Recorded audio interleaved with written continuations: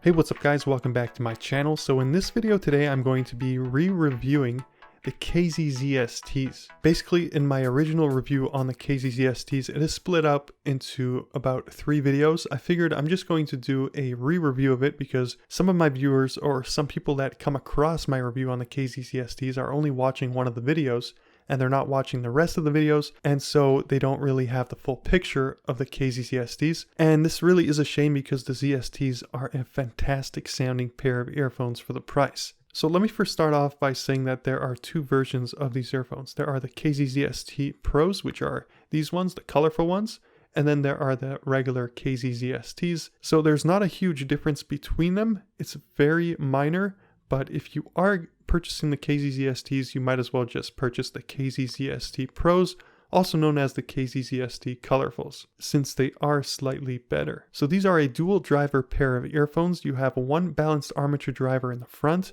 and one dynamic driver in the back. The dynamic driver focuses on the lower end frequencies, and then the balanced armature driver in the front focuses on the higher end frequencies. So you get some good instrument separation with these earphones. So let's first start off with the sound. So the highs, mids, and lows, they are nicely balanced. You have a very nice booming bass with these earphones, as well as some good detail within the highs.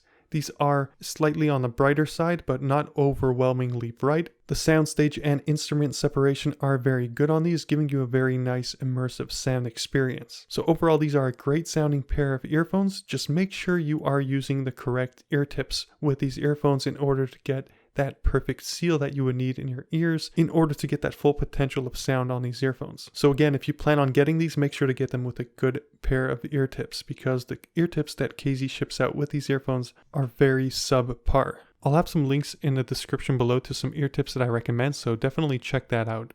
Now let's talk about the design and the build quality. So the KZ ZSTs have plastic shells. Originally, when I first got them, they were very glossy, but the gloss eventually peeled off. Now, as you can see on the sides of my ZSTs, I've added some brown silicone. So this was a DIY project that I did a while ago. And the reason why I did this was because these ZSTs originally did not fit in my ears properly. They would just not stay in my ears, even with the metal bendable hooks. So what I did was I added some silicone. I actually have a video on that if you want to check it out. I'll post a card above. So at the end of the sound chamber, you do have a metal grill, and these do use the 2-pin port connectors, which is something that I really do love about these earphones, because if the cable on these earphones ever does break, then you can replace it with a cheap OEM high quality cable. Now, speaking about cables, I did purchase a custom cable for these earphones. If you wanted to know more about that, I'll post a card above, but basically it doesn't change anything with the sound. It's more of an aesthetic thing. And one more thing I did want to mention relating to the cable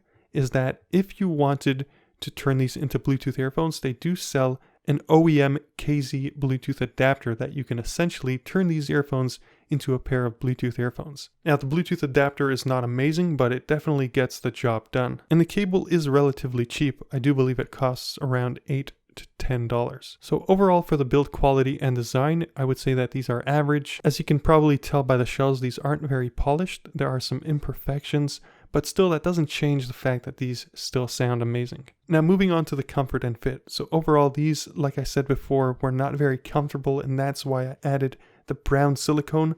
I know it looks very amateurish, but it does an amazing job at keeping these from falling out of my ears. And that's one thing that really bugged me about these earphones, is that they just kept falling out of my ears pre-mod. Now just know that everybody does have different ears. My ears happen to be very large, so earphones do tend to fall out, especially IEMs. If this might be an issue for you and you're not interested in modding your earphones, which I definitely understand, then you might want to go for a pair of memory foam ear tips. Those really do help in keeping earphones within your ears. Now moving on to the KZ cable that these ship out with. So this is a very sticky type of cable, which I'm not a fan of at all, and that's another reason why I purchased this braided cable that you see here. Some people actually like this sticky KZ cable. I'm just not one of those guys. But anyway, this cable has the bendable ear hooks, which I'm also not a fan of since they don't really help in keeping these stable within my ears. And then at the end you have the 3.5mm L-shaped jack. Overall, a great pair of earphones for the price. I definitely recommend you get yourself a pair of these. They cost just under $16 US. Well, that's going to be it for my review on the KZ ZSTs. Hopefully you did find this review helpful. If you did, please do leave a like. For now, thank you guys for watching, and as always, I'll catch you on the flip side.